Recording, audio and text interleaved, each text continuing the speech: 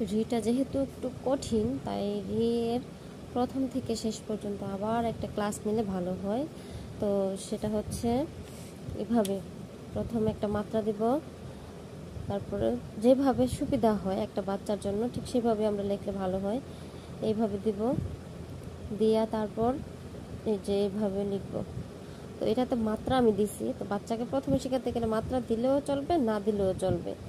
প্রথম তার হাতটা আগে সহজে আনতে হবে, যে কিভাবে তার জন্য লিখতে ভালো হয়, এটাই আর কি।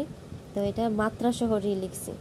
তো আরেকটা হচ্ছে মাত্রা ছাড়া, যখন সে রি লেখা শিখে যাবে তখন আমরা মাত্রা ছাড়া তাকে লেখা শেখাতে পারবো। এইভাবে দিয়ে ব আঁকবো, তারপর এই যে এরপর এইভাবে দিব।